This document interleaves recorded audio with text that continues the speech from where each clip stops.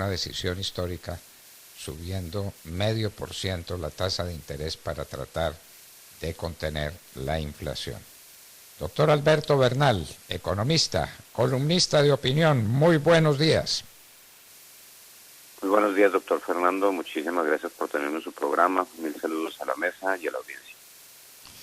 Empiezo por preguntarse, ¿será cierto que la inflación de Estados Unidos ya llegó al techo, como dicen algunos, y que ahora lo único que se espera es que los precios bajen?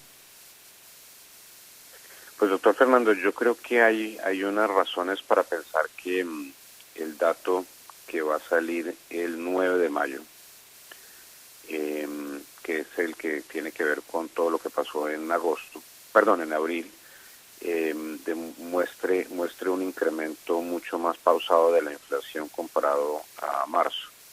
Y le voy a explicar por qué. En marzo la inflación mes a mes en Estados Unidos subió 1.2%, algo que realmente tiene muy poco precedente, doctor Fernando. La inflación en Estados Unidos normalmente es 0.2, 0.3 al mes y salió en 1.2%. Ahora, si usted desglosa ese número, usted encuentra que gran parte de ese incremento de la inflación tuvo que ver con dos componentes muy específicos.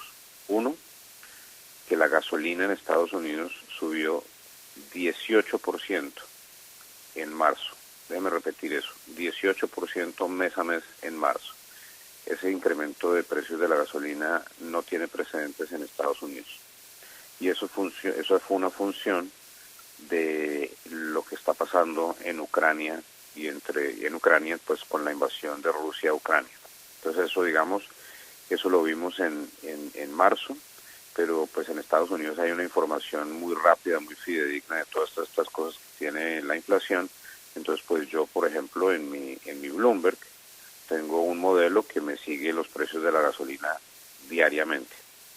¿Y qué dice ese modelo, doctor Fernando? Que en abril el precio de la gasolina en Estados Unidos en promedio cayó 2.5% mes a mes.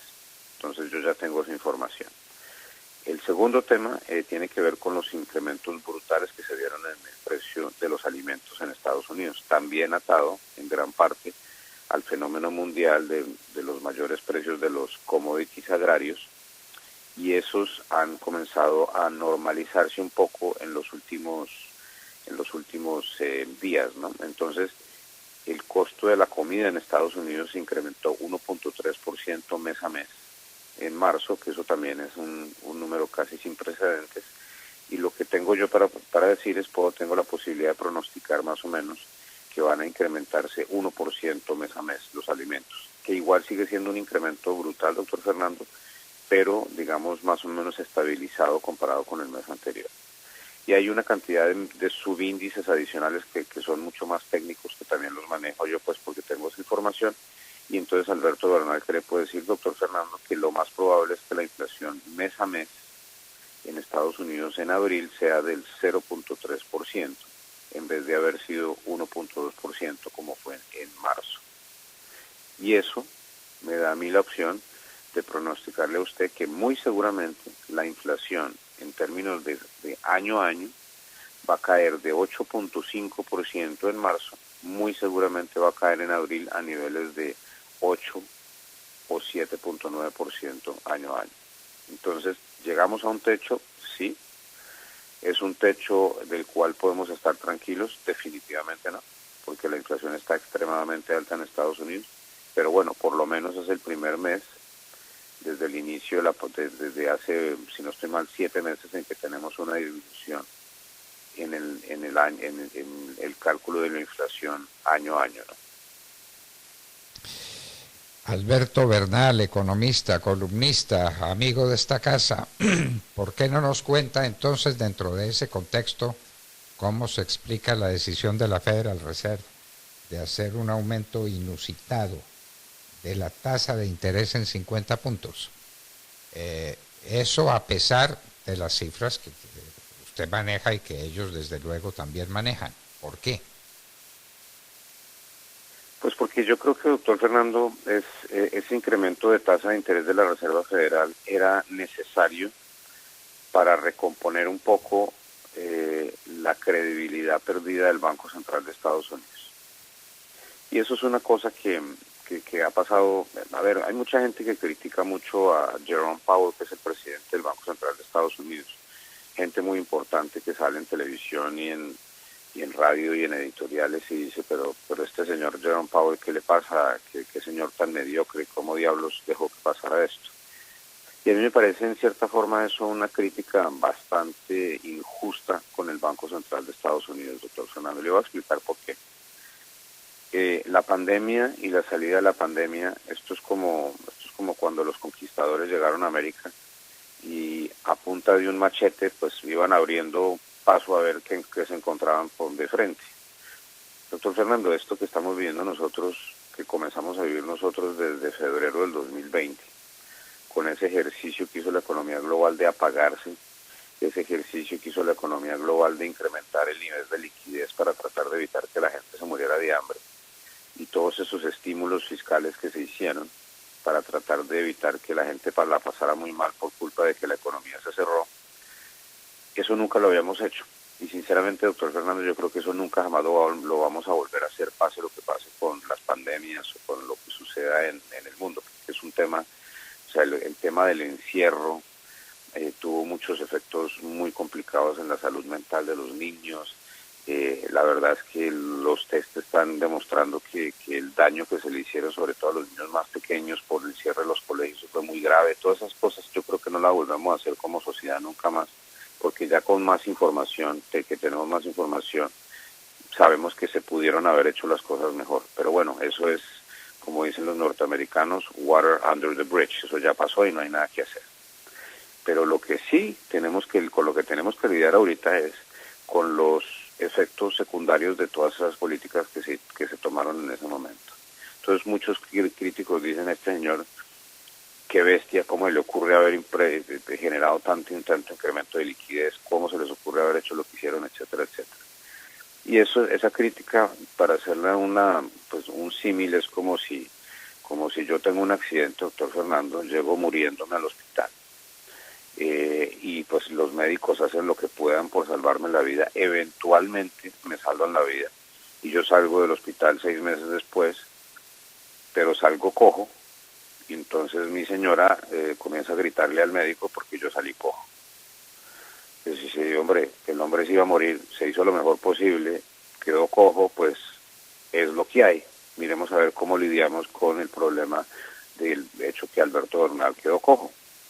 Y eso es exactamente lo que está pasando en este momento. Entonces lo que se está tratando de hacer es recalibrar la economía y la política monetaria para tener un equilibrio donde para el 2023-2024 ya la inflación haya vuelto a los niveles actuales. Y mucha gente dice, pero ¿por qué no lo hacemos más rápido? ¿Por qué no baja la inflación más rápido? Y sigue siendo la misma respuesta de siempre las veces que hemos hablado, doctor Fernando, porque es que no se puede. Y no se puede por una razón muy sencilla, porque la inflación que está ocurriendo en Estados Unidos, en gran parte, el 70% de la inflación que está viviendo Estados Unidos en este momento, tiene que ver con factores que Estados Unidos no maneja. ¿Por qué? Porque pues Estados Unidos ya no es el único productor del mundo. Déjeme darle un ejemplo, doctor Fernando, que me contaron ayer. No es el único productor del mundo de válvulas de gasolina para los motores de los barcos grandes. Entonces ayer me contaban que hay una empresa en Estados Unidos que se llama Boston Whaler, que es uno de los mayores productores de barcos de pesca alrededor del mundo. Pues resulta que la fábrica de Boston Whaler, doctor Fernando, lleva 2 semanas paradas porque no se consiguió una parte muy pequeña dentro de los motores, que es una válvula de la gasolina específica, y esa válvula viene de una fábrica en las afueras de Shanghai.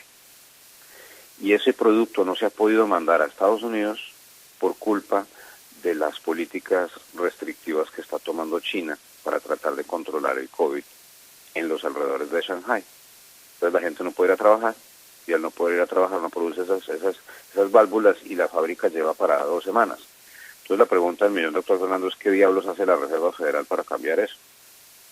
No tiene ninguna posibilidad de cambiar eso. Entonces al Banco Central le está tocando lidiar con temas que no maneja, pero pues está haciendo lo mejor posible para tratar de mantener las expectativas de la población relativamente controladas en términos de la inflación y así evitarse un mal mayor. Por eso suben las tasas de interés 50 puntos básicos, aunque ellos saben que eso no va a generar una caída en el precio de la gasolina y ellos saben que eso no va a generar mejoras en la cadena de suministro de esa válvula que le estoy contando. Y como ese, ¿cuántos ejemplos habrá parecidos, no? Porque la situación es supremamente grave en muchas partes del mundo y en la China en particular, que volvió a niveles de confinamiento que creíamos superados. Y mire, usted está diciendo que no volveremos a un confinamiento porque pues demostró que hay que tratar de manejar las cosas de otra manera distinta. Pues en China no lo han oído, porque en China parece que volvieron al confinamiento y un confinamiento en gran escala que está afectando la economía del mundo. Y los Estados Unidos, la Federal Reserve, sube la tasa de interés de manera que no la subía hace muchísimos años, ¿no, doctor Bernal? Hace 20 años, doctor Fernando, no subía la Reserva Federal la tasa en 50 puntos básicos. O sea, esto es un tema bastante relevante y una de las cosas, no sé si usted se fijó ayer, doctor Fernando, que a pesar de que subieron las tasas de interés, el mercado terminó muy fuerte, subió mucho ayer, el Nasdaq, el Standard & Poor's, etcétera. Y fíjese cómo funciona la economía y en las finanzas, doctor Fernando. La razón por la cual subió tanto es porque en algún momento el presidente del Banco Central de Estados Unidos dijo no estamos considerando la posibilidad de subir 75 puntos básicos en vez de 50. Y ese tema generó algo de tranquilidad en los mercados y por eso subieron, porque hay mucha gente que está pidiendo 75 puntos básicos. Yo tengo colegas que están pidiendo subir la tasa de interés 1% cada reunión y llevarla al 5%, lo cual básicamente sería asegurar que Estados Unidos entre en una recesión en el corto plazo. Que en mi opinión, insisto, yo creo que la inflación hay que combatirla y hay que acabarla muy rápidamente, pero esto es como si vamos a tratar a un paciente de cáncer con la quimioterapia equivocada, pues no va a funcionar, doctor Fernando, y lo que pasa es que tiene una cantidad de efectos secundarios más peligrosos.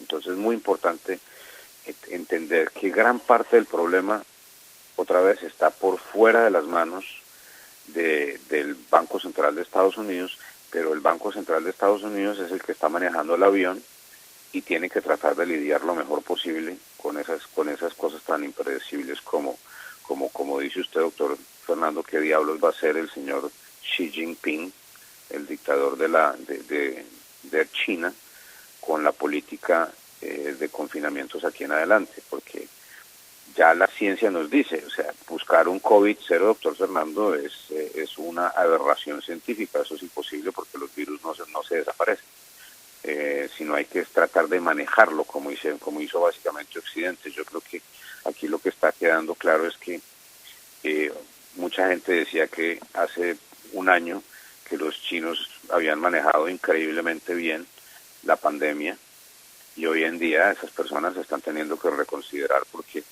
es cierto que ha tenido muchísima menos